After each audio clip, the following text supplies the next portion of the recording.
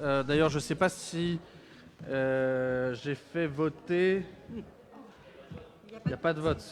C'est toujours un débat compliqué de savoir si on fait voter. Il faut prendre acte. Donc je vous propose de prendre acte de la tenue du débat d'orientation budgétaire. Ensuite, donc le marché de fouilles. Gauthier Jiménez. Alors, il faut juste que j'allume ça. Alors, bien. Donc, l'objet étant les fouilles archéologiques préventives autour du panoptique. Donc, au regard des prescriptions du préfet de région, des opérations de fouilles archéologiques préventives sont nécessaires, préalablement et concomitamment à la réalisation du projet du panoptique. Cela se déroulera en parallèle aux études du projet du panoptique et est estimé à un montant total de 960 000 €, taxes tout compris. Il y aura une tranche ferme et 3 tranches optionnelles, pour une durée maximum de 40 mois, 16 mois de fouilles opérationnelles, tranche conditionnelle déclenchée comprise et de 24 mois d'études. Il est donc proposé au conseil municipal d'approuver le lancement de la consultation relative à l'opération de fouilles archéologiques pour un montant estimatif total de 960 000 € selon une procédure d'appel d'offres ouvert, d'autoriser Monsieur le maire ou son représentant ayant délégation à signer le présent marché et d'autoriser Monsieur le maire à solliciter l'État au titre du Fonds national d'archéologie préventive et de la région Bourgogne-Franche-Comté. Une subvention. Voilà. Merci Gauthier. Effectivement, au titre du plan d'accélération de l'investissement régional, le PER, qui est donc le dernier plan d'investissement avant la suspension des règlements d'intervention. Les fouilles sont réalisées préalablement et concomitamment, c'est important ce deuxième adverbe, ouais. Puisque en fait les fouilles, cette tranche de fouilles va être aussi la tranche d'excavation de la partie sous la prison, donc en même temps qu'on creuse pour faire le niveau d'accessibilité souterrain qui va relier les bâtiments, eh bien on fouille et c'est donc cette phase de travaux qui est évoquée ici avec le lancement d'un marché public. Sur cet appel d'offres ouvert, donc on est dans les procédures très formalisées étant donné le niveau du projet. Y a-t-il des questions? Frédéric Brochot. Merci. Dans cet objet-là, le budget est déjà dans le panoptique ou pas? Oui, ça fait quasiment 1 million encore en plus. Ça fait partie des 5 millions qu'on projette sur cette année. C'est 1 million de fouilles dedans. Ah oui. Ah non, c'est le cœur. On est dans le cœur du projet, quoi. Ouais, on pense pas. J'ai plus en tête. On est à 31, c'est ça jusqu'à présent. 31 millions sur le projet complet, oui. Ouais. Et donc ça, c'est sur la partie de cette... On ne pense pas à 32... Non, ça... Non. Il y a eu quelques opérations, notamment de restauration d'œuvres, où on était... et d'ailleurs, on le met dans notre projet, il y a encore 120 000 € sur le musée, c'est de la restauration d'œuvres, c'est des choses comme ça qui sont hors APCP. Là, on est dans l'APCP. Et on aura un certain nombre de marchés de travaux à passer qui sont dans la PCP. Oui, Mickaël Guigeot. Oui, finalement, on vote beaucoup de délibérations pour ce grand projet du mandat que je soutiens. Mais j'aimerais qu'on puisse faire un point sur l'état de ce projet.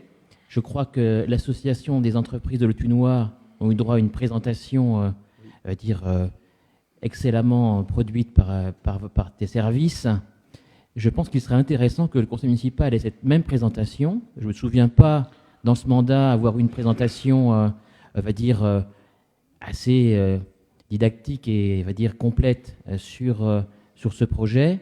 On connaît, bien sûr, les grandes lignes, mais je pense qu'il serait bien qu'on ait un point au prochain conseil municipal ou à un autre sur ces avancées-là. D'ailleurs, comme la population, parce que c'est un grand projet, je pense que la population est en attente d'en savoir plus, parce que ça a peut-être été dit il y a quelques années en arrière, dans le précédent mandat notamment, mais je pense qu'un point est à refaire en termes d'information pour les citoyens et puis pour les élus du conseil municipal que nous sommes. Absolument. Alors, donc, première chose, il y a un point presse, je l'ai dit, auquel tous les conseillers municipaux sont conviés.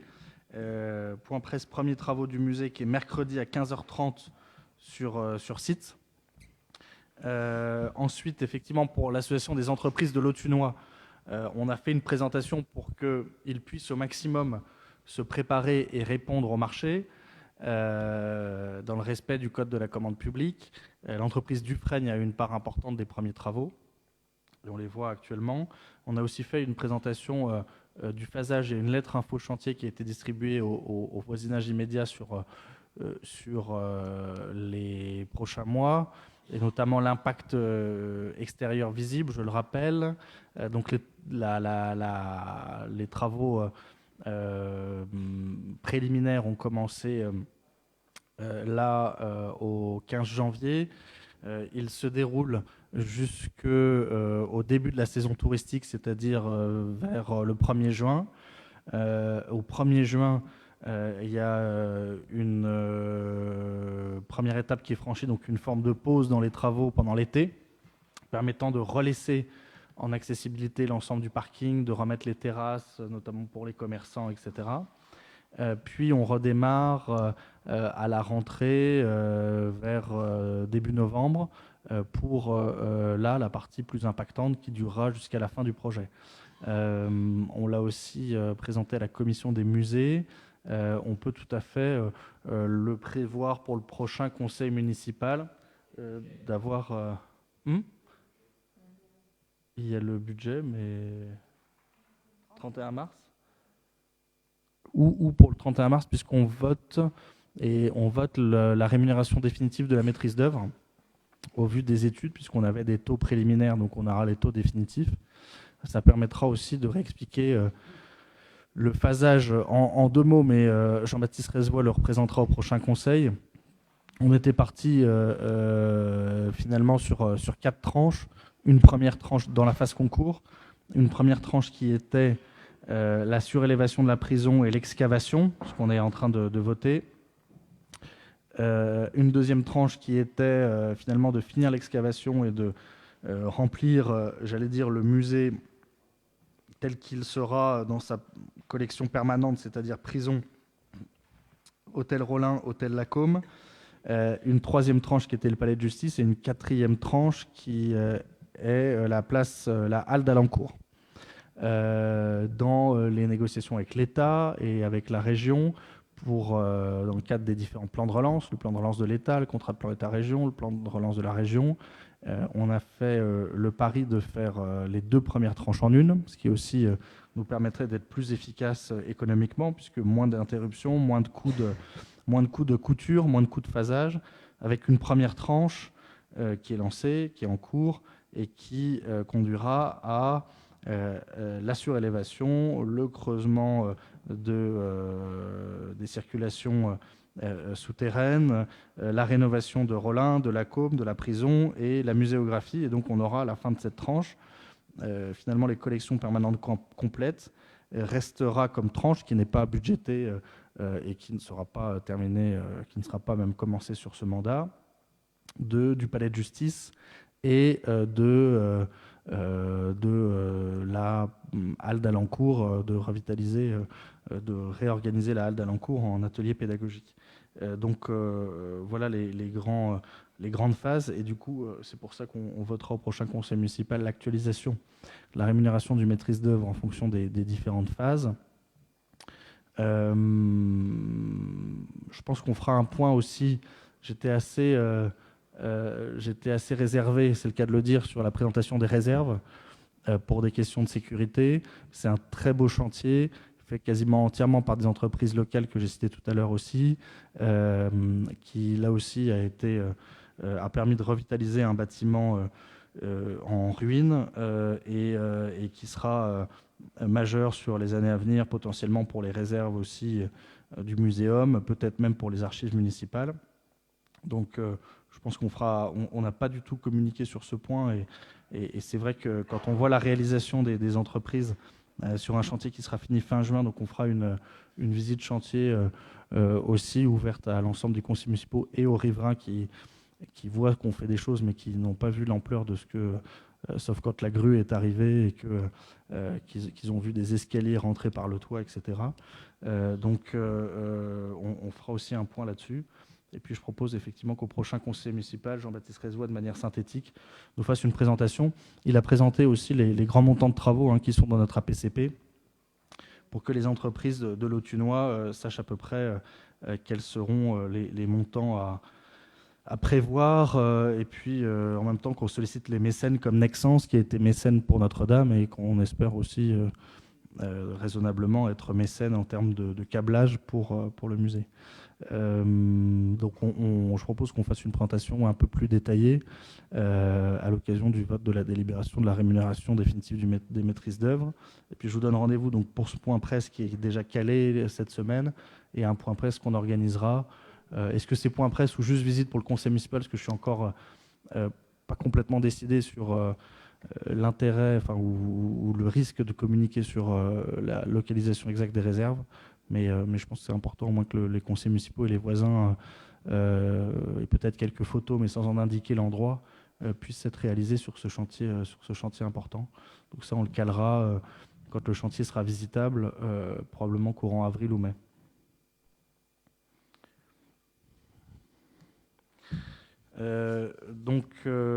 Sur ce marché public archéologique, y a-t-il d'autres questions ?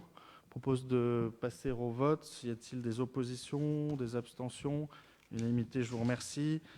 Ressources humaines, la dérogation aux durées maximales et minimales de repos, sujet d'actualité, encore une fois. Alors là, c'est la police municipale qui elle-même a souhaité, dans le cadre du contrat opérationnel qu'on leur a confié avec Médecine Albérac, nous proposer une dérogation au repos qui est prévue par les textes. Il s'agit notamment, quand il y a des conseils municipaux qui se finissent un peu tard et que le lendemain c'est le marché, de pouvoir finalement déroger au repos continu pendant 12 heures, qui est la loi qui s'applique pour les agents. Et donc l'effectif a été entièrement renouvelé. Nous avons fini la dernière phase de recrutement. D'ailleurs, il y a un des derniers, Monsieur René G, qui est le dernier recrue que vous avez pu voir à l'entrée, à côté de Jean-Christophe B, qui sont donc en train d'attendre et d'être là comme à chaque conseil municipal. Nos deux dernières recrues d'ailleurs, et donc en lien avec la gendarmerie, l'idée c'est de proposer des plages horaires de 8h à 20h pour seconder les agents de sécurité école. Vous savez qu'on a de grosses difficultés à recruter des agents de sécurité école. Là encore, n'hésitez pas à vous manifester si vous connaissez des personnes qui souhaitent postuler sur ces contrats. Également et éventuellement la fermeture des commerces. Et donc à l'unanimité, les policiers municipaux ainsi que les organisations syndicales émettent le souhait de travailler de façon continue pendant 12 heures sur la même journée de travail et de manière exceptionnelle de déroger au repos minimum entre deux services. Cela se base sur le Code général des collectivités territoriales, le Code de la sécurité intérieure, le Code général de la fonction publique, différents décrets.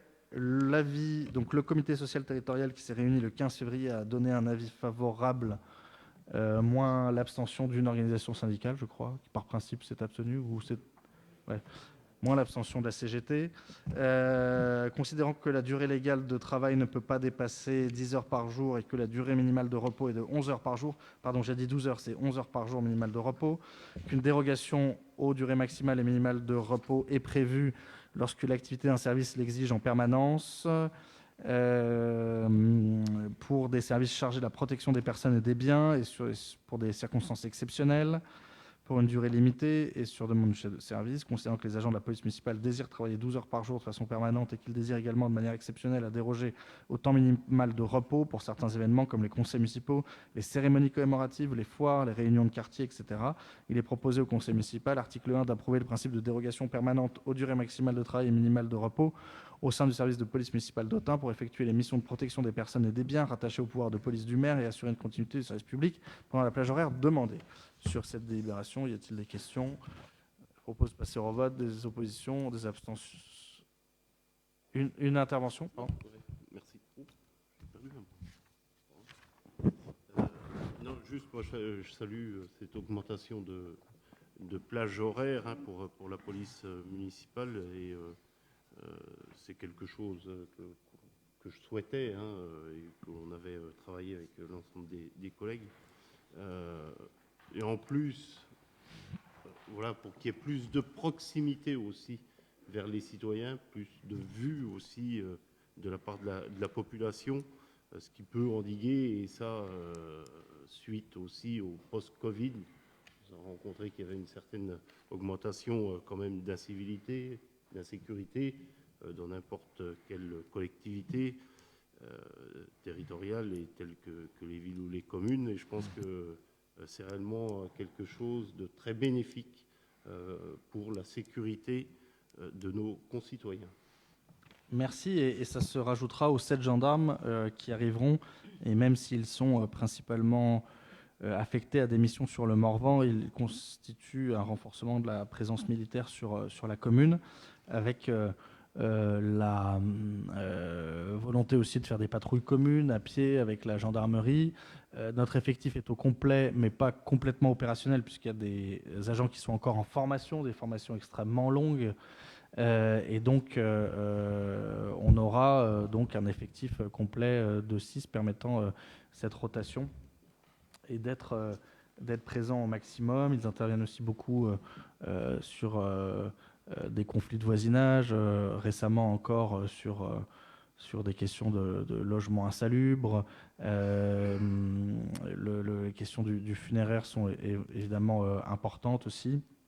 Des vacations funéraires, où là aussi on a retravaillé sur la vidéoprotection, le parking, même si on réfléchit à des systèmes pour alléger la charge de verbalisation sur le parking.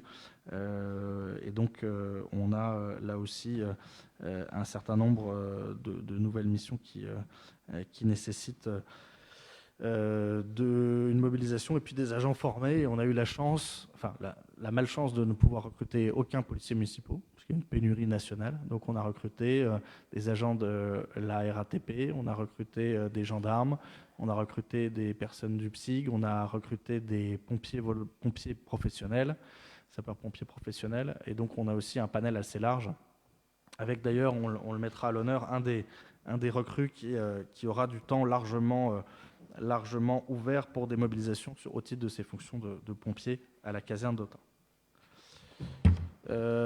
D'autres demandes de prise de parole? Je propose de passer au vote. Y a-t-il des oppositions, des abstentions? Unanimité, je vous remercie. Fusion administrative de 2 écoles. Patrick Cailleux. Merci Monsieur le maire, chers collègues. Donc ces rapports concernent la fusion administrative des 2 écoles, donc de l'école maternelle des Hauts-Quartiers et de l'école élémentaire Bouteiller. Considérant que la commune, par son conseil municipal, décide légalement de la création et de l'implantation des écoles d'enseignement public, ainsi que du nombre de classes maternelles et élémentaires, après avis du représentant de l'État. Considérant que cette fusion administrative n'emporte pas fusion fonctionnelle et ne pourra être mise en œuvre en cas de retrait d'emploi à la rentrée 2023, il est proposé au conseil municipal d'approuver la fusion administrative de l'école maternelle des Hauts-Quartiers et de l'école élémentaire Bouteiller en une seule entité dénommée école primaire Hauts-Quartiers Bouteiller, à condition qu'aucun retrait de poste n'intervienne sur cette école à la rentrée 2023-2024. D'autoriser Monsieur le maire à signer tout document relatif à ce dossier. Merci beaucoup. Donc il s'agit d'une fusion administrative, comme on a déjà voté une l'an dernier, qui permet d'avoir un poste de direction unique. C'est une proposition de l'Éducation nationale qui fait assez consensus parmi les enseignants des 2 écoles. Ça permet à chacun de se concentrer sur ses missions éducatives et de mettre la charge de la gestion administrative sur une seule enseignante. Donc on précise également que, étant donné les effectifs actuelles qui se maintiennent. Il n'y a pas de fusion fonctionnelle, on ne regroupe pas les deux écoles dans une seule. Simplement, on a une gestion de commune sur les deux écoles qui se trouvent à 50 mètres l'une de l'autre. Et puis, on conditionne aussi cette fusion, c'est une forme de moyen de pression, de négociation par rapport au service de l'État, au non-retrait d'un poste, qu'on appelle généralement une fermeture de classe, mais c'est en fait un retrait de poste, puisqu'on est sous surveillance, je crois que c'est ça le terme, de recomptage à la rentrée. Bon, s'ils veulent qu'il y ait cette fusion administrative qui simplifie aussi grandement les choses pour l'éducation nationale, il faudra qu'ils recomptent intelligemment à la rentrée de septembre. Et j'ai assez peu de doutes sur le fait qu'on se maintienne au niveau du seuil, mais ça met une amicale pression sur les services de l'inspection de l'éducation nationale pour maintenir les emplois tels qu'ils sont aujourd'hui, en sachant qu'on observe partout en France une baisse de la natalité assez forte. Et il faudra aussi, dans les années à venir, à tous les niveaux d'enseignement, réfléchir à cette baisse d'enfants. Mais pour l'instant, sur Auquartier-Bouteiller, on devrait être à une relative stabilité par rapport aux situations qu'on connaît. Et donc, on pourra maintenir le poste et en même temps faire une fusion administrative des deux établissements. Sur cette délibération, y a-t-il des questions? Pas de questions. Je propose de passer au vote. Y a-t-il des oppositions? Des abstentions? Unanimité, je vous remercie. Affaires communautaires, classiquement, Alain Dichand. Merci, monsieur le maire. La communauté de communes du Grand Autunois-Morvan et la ville d'Autun sont dans l'obligation, pour assurer le bon fonctionnement des deux collectivités, aux meilleures conditions économiques, d'échanger des services tout au long de l'année. Considérant la rédaction de conventions d'occupation spécifiques pour les locaux utilisés par les services de la CCGAM et appartenant à la ville d'Autun, il est proposé au conseil municipal d'approuver la convention d'échange de services 2023, qui annule et remplace celle de 2022, entre la ville d'Autun et la communauté de communes du Grand Autunois-Morvan, telle que présentée en annexe. D'autoriser, monsieur le maire, ou son représentant y ait reçu délégation, à signer tout document relatif à ce dossier. Merci. Merci sur cette délibération classique ne changeant rien, je crois. Convention d'échange de services précédente. Y a-t-il des questions, des oppositions, des abstentions? Unanimité, je vous remercie. Et puis le point 8.1, Gilbert Darroux. Donc c'est l'aide qu'on va attribuer à Cité Unifrance pour le tremblement de terre en Turquie. Vous verrez, tout est expliqué dans la délibération. En fait, ce qui se passe, c'est qu'actuellement, je crois qu'il y a 42 000 morts. Il y en avait 38 000, il y en a 42 000 et je pense que ce n'est pas fini. Sur la Syrie, bon, ils sont répartis de manière assez différente sur la Syrie et sur la Turquie. Et donc, comme je vous ai expliqué, l'intervention, elle est de 1 000 € pour la ville d'Autun. Toutes les collectivités qui sont à Cité Unifrance vont participer majoritairement. Et donc, la somme sera répartie d'une part entre la Turquie pour la plus grosse partie et d'autre part par le biais d'une ONG pour la Syrie. Voilà, donc la somme va être versée prochainement donc, à Cité Unifrance qui va s'occuper de la gestion de cette aide. Et donc, il est proposé au conseil municipal de se porter solidaire à la Turquie et à ses habitants, à la Turquie et à la Syrie, bien sûr, de soutenir les actions à caractère humanitaire réalisées et d'abonder le fonds de solidarité mis en place par Cité Unifrance par le versement d'une subvention à hauteur de 1 000 €. Voilà. Et puis, dès que ça sera voté, je vous donnerai un petit complément d'information sur le Burkina concernant l'autre association d'Autun qui intervient sur la région du Nord. Mais peut-être on vote avant ou... Alors on peut voter. Cathy me dit qu'il y a 2 nouveaux tremblements de terre qui viennent d'avoir lieu en Turquie. 4 6-4 sur les seuls. Vas-y Gilbert, si tu veux nous dire un mot du Burkina. Oui, alors donc l'autre association c'est Beogonéré, dont le président Dominique Busseuil a pas mal de problèmes en ce moment, puisque c'est une zone qui est au nord du Burkina, à la frontière du Mali, où il y a de gros problèmes de sécurité. Donc, ce qui s'est passé, les villages sur lesquels ils interviennent sont complètement au nord. Donc, c'est des petits villages. Donc, les terroristes ont assiégé les villages. Donc, du coup, les enfants, il n'y a plus d'écoles, les écoles sont fermées. Les enfants et les familles se regroupent sur les villes les plus importantes pour être un peu en sécurité.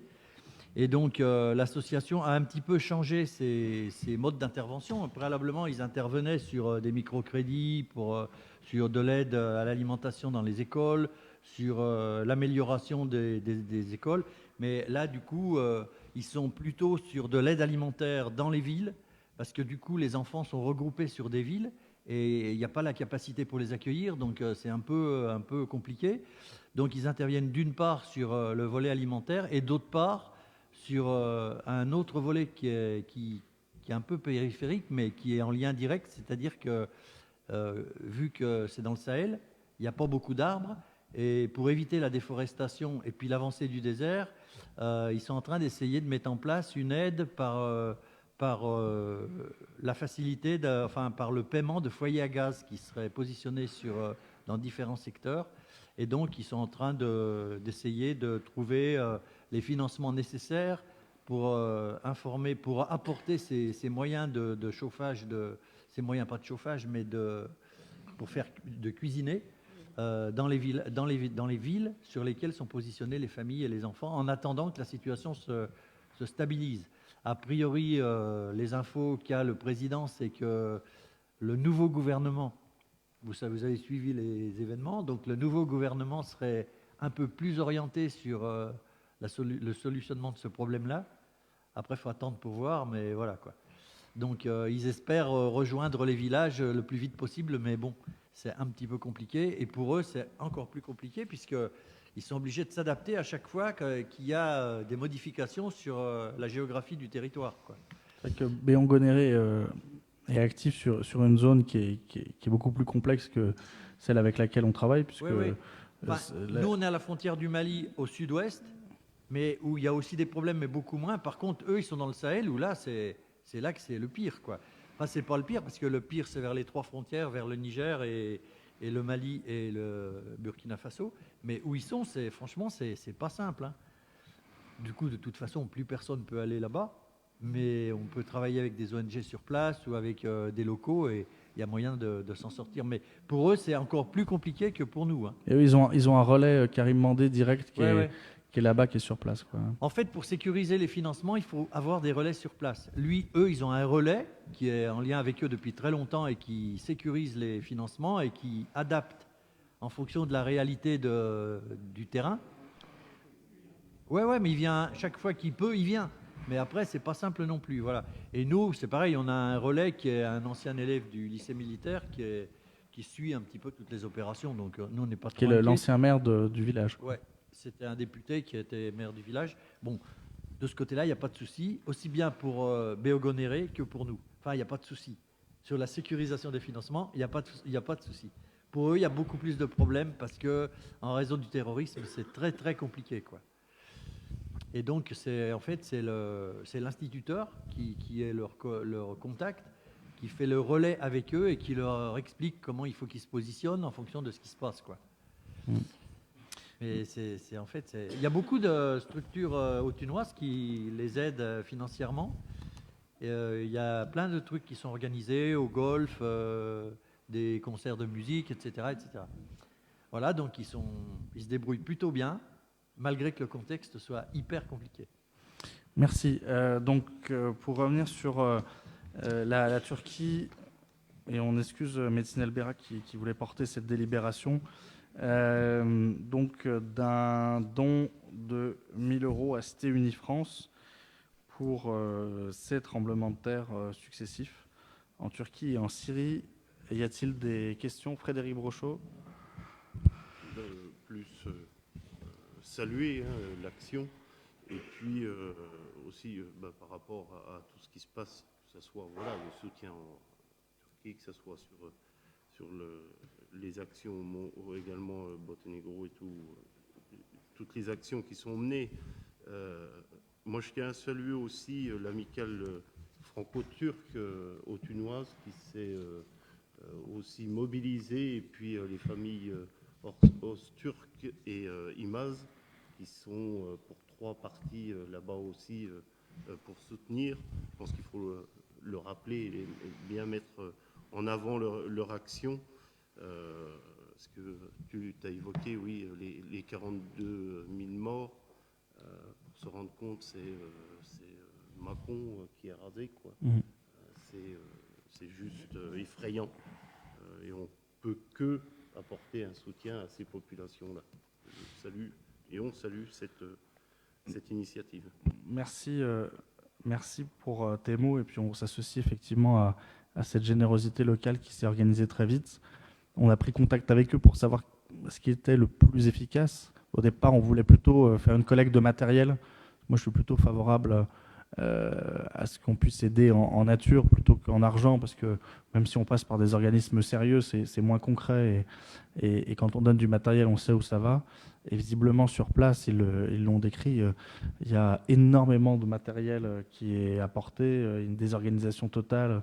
On avait une première liste de ce qu'il fallait amener, et puis en fait, ils sont débordés de pyjamas, de sacs de couchage, et donc eux-mêmes ont décidé d'ailleurs d'acheter sur place. Et finalement, ils nous ont dit, on a réfléchi que ce financement par des ONG dont c'est le métier était le moyen le plus pertinent de soutenir les populations civiles dans ce contexte, dont on a tous vu effectivement les images terribles à la télévision. Je propose de passer au vote sur cette délibération. Y a-t-il des oppositions, des abstentions? Unanimité pour le soutien à la Turquie. S'il n'y a pas d'autres interventions, Frédéric Brochot. Je voulais juste revenir sur ce qui se passe aujourd'hui par rapport à la maternité, et puis également ce qui pourrait se passer aussi dans les années à venir. Je pense qu'il faut que l'on reste très vigilant. Il y a eu une réunion encore aujourd'hui avec l'ensemble de l'ARS et des services de l'ARS. J'ai compté, il y avait plus de 10 directeurs quand même de la santé qui étaient présents. Des échanges, rien n'est battu, il faut quand même continuer à se battre pour le maintien de notre maternité. Surtout pour que les habitants de notre territoire et bien au-delà, aujourd'hui on parle quand même aussi du sud de la Nièvre, on parle également de la Côte d'Or, ça représente quand même un bassin qui est assez vaste, où il y a également eu des fermetures de maternités sur la Nièvre, lesquelles sont sur la liste prochaine.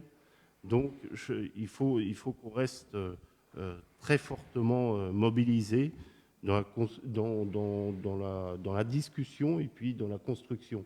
Je pense que je n'ai pas participé à toute la réunion d'aujourd'hui, mais je pense que les échanges ont été, on va dire, constructifs quand même pour l'avenir.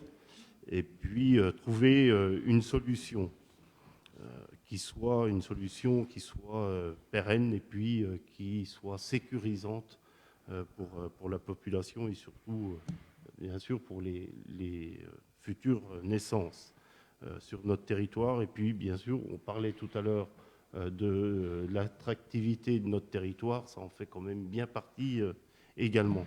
Parce que je voulais vous proposer, par rapport à ce que l'on a fait aussi à la communauté de communes, par rapport à ce qu'ont fait certaines communes aussi, on sait la valeur d'une motion ou d'un vœu, on l'appelle comme l'on veut. C'est pas grand-chose, mais ça démontre quand même notre volonté de rester mobilisés. Donc avec les collègues, on vous a préparé un vœu pour l'ensemble. Si vous voulez, soit je vous le lis ou oui, vas-y, je ouais. vous le fais passer. Mais voilà, pour que l'ensemble du Conseil l'approuve, le signe, et puis qu'il soit envoyé aux personnes de droit. Donc, proposition du groupe Une Nouvelle Énergie pour Autun, motion pour le maintien de la maternité du centre hospitalier d'Autun. Le centre hospitalier d'Autun assure une offre de soins pour la population d'un bassin de vie de près de 62 000 habitants, couvrant les départements de la Nièvre, de la Côte d'Or et de la Saône-et-Loire.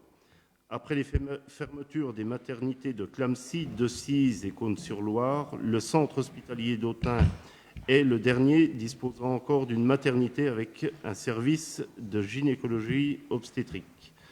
La situation géographique permet aux parturients d'éviter de longs trajets et ainsi une prise en charge en toute sécurité des mères et des enfants. Ainsi, sa fermeture engendre des risques inacceptables pour 90% des parturiantes et leurs enfants à naître. Par ailleurs, cette fermeture menace également l'organisation des urgences et l'offre des soins de premier recours qui avaient su s'organiser sur ce territoire à travers des collaborations étroites entre la maternité de l'hôpital, les anesthésistes et le plateau chirurgical de la clinique rassemblés géographiquement sur le site Parpa à Autun. Enfin, cette fermeture engendre des conséquences importantes sur le développement du territoire et de son attractivité. Par ailleurs, les solutions alternatives proposées par l'ARS ne viendraient pas compenser la présence de la maternité à Autun. Considérant que cette fermeture menace la sécurité de la population d'un large secteur géographique et qu'elle va à l'encontre du principe de l'égal accès aux soins d'une part, et considérant que les accouchements sont aujourd'hui suspendus par manque de personnel d'autre part, nous demandons qu'avant toute prise de décision définitive, quant au sort de la maternité d'Autun, un délai soit accordé afin de permettre au centre hospitalier, par un travail en collaboration étroite avec les élus et les acteurs du territoire, de mettre en place tous les moyens possibles afin de recruter le personnel nécessaire pour assurer le maintien de la maternité. Accepter la fermeture de la maternité d'Autun, c'est interdire de naître à Autun, et plus largement dans le Morvan, et c'est également renoncer à la volonté d'accueillir de jeunes couples sur notre territoire. Absolument, je suis entièrement d'accord. Et si les collègues sont d'accord pour ajouter un point 8.2, y a-t-il des oppositions à cette motion qui est présentée? Et avant de la mettre au vote, je vais appuyer sur un certain nombre d'expressions qui sont pour moi fondamentales. Effectivement, la question du manque de médecins et du recrutement. Comme on l'a dit ce matin, il y a une pénurie complète de professionnels de santé, mais il ne faut pas s'interdire d'espérer d'avoir des recrutements. En tout cas, tout faire pour les susciter. Ça fait plusieurs années qu'on essaie de recruter. On a eu des bonnes surprises avec des médecins étrangers qui sont venus renforcer récemment, qu'ils soient tunisiens ou biélorusses, qui sont venus renforcer les effectifs. Donc un miracle, ça peut aussi exister. Et même si le directeur d'ailleurs du service gynécologie du CHU nous l'a dit, les jeunes médecins ne veulent plus travailler dans les maternités de niveau 1, ce qui signe d'ailleurs à plus ou moins brève échéance, puisque l'âge moyen d'un gynéco aujourd'hui c'est 59 ans. Finalement, la disparition du modèle des maternités de niveau 1 tel qu'on les connaît, si c'est ça l'évolution qu'on nous propose, ou qu'on nous impose, ou en tout cas qui s'impose d'elle-même, c'est quand même assez inquiétant. Et donc la question du recrutement est absolument indispensable. Et on sait en plus les conditions qui nous permettraient de réouvrir, c'est le recrutement de 2 gynécologues et le recrutement d'au moins un pédiatre supplémentaire. Ça fait le recrutement de 3 médecins dans un horizon très rapproché. Ce n'est pas complètement impossible dans le sens où on a recruté 3 médecins en quelques semaines au niveau des services de médecine. Et donc, qu'il faut laisser cette chance à l'hôpital. D'autre part, sur les urgences, d'obtenir des garanties que si une décision devait être prise, non seulement elle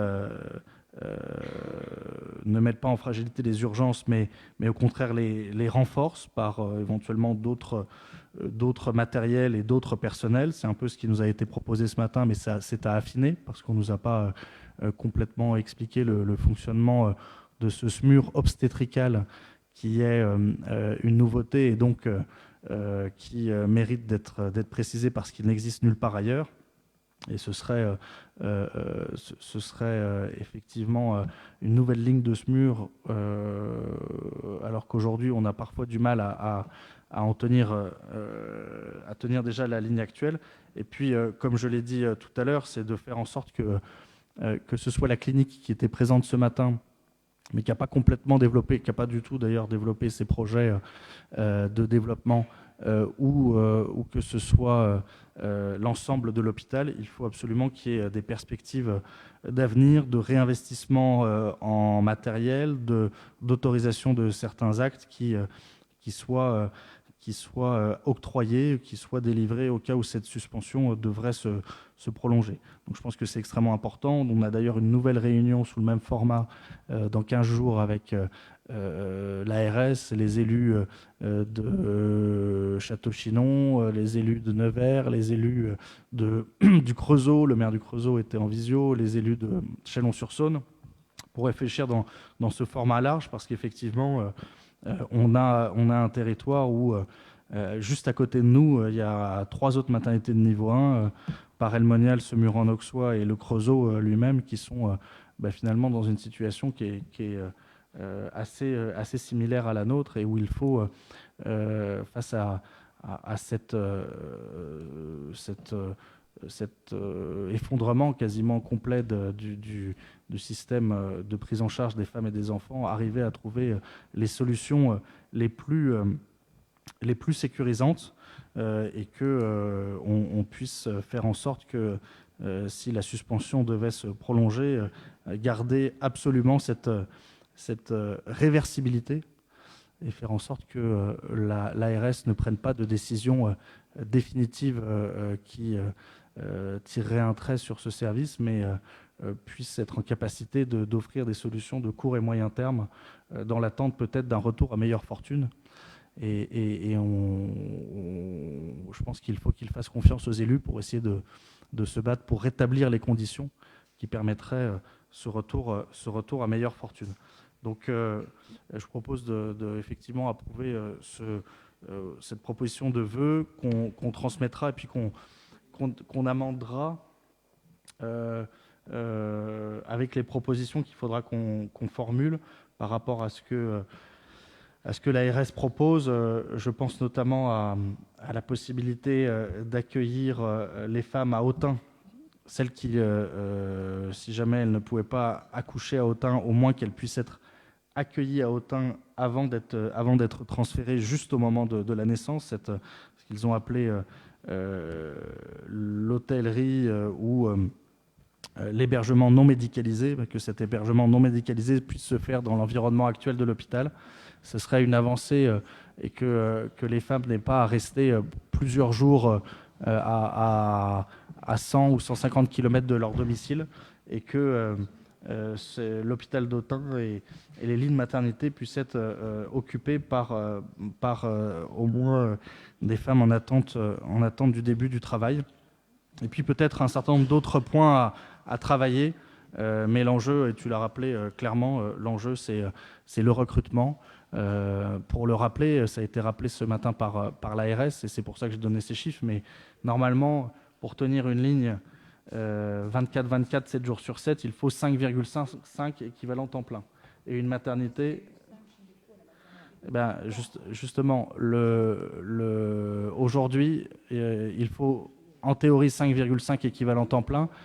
Et quand on n'a pas 5,5 équivalents temps plein, on fait appel à des intérimaires, à des mercenaires, à des gens qui viennent parfois pour de mauvaises raisons, en tout cas quasiment souvent pour l'appât du gain, à des tarifs qui ont été d'ailleurs dit ce matin, de plus de 1 800 € par jour, et dans une perspective de stabilisation des équipes, c'est effectivement des choses qui, en plus avec la raréfaction des intérimaires qui sont absolument pas sécurisantes et qui ne permettent pas d'avoir des plannings complets et conformes comme l'exige l'ARS et la réglementation. Et donc l'enjeu, c'est au moins d'arriver à recruter, comme je le disais, au moins deux gynécos et un pédiatre pour revenir à un rythme qui nous permette, étant donné les conditions actuelles de l'intérim, du mercenariat et les possibilités d'organisation à l'intérieur du GHT, qui nous permettent de revenir à un système qui puisse fonctionner avec des repos hebdomadaires et aussi une qualité de vie au travail des médecins, parce que c'est ça aussi la problématique à l'hôpital, c'est que les conditions de travail se dégradent, l'hôpital devient moins attractif, les gens choisissent d'autres voies, d'autres exercices de la médecine, renforçant le sous-effectif, qui dégrade encore les conditions de travail, et on rentre dans un cercle vicieux qui, au final, déstabilise l'ensemble de l'édifice. C'est pour ça qu'on essaye, notamment sur les services de médecine, eh bien de recruter avec Jean-François Nicolas d'autres professionnels, et puis sur ce service de maternité pédiatrie, de recruter aussi d'autres professionnels qui permettraient que ceux qui sont actuellement en poste puissent travailler de manière sécurisée, sécurisante et humaine, et qu'on puisse présenter à l'ARS une équipe étoffée qui assurerait dans la durée la pérennité de cet équipement. Je vous propose de passer aux voix. Y a-t-il des oppositions, des abstentions? Unanimité pour cette motion qui sera transmise, et je pense que nous en reparlerons également au prochain conseil municipal. Merci à tous et bonne soirée.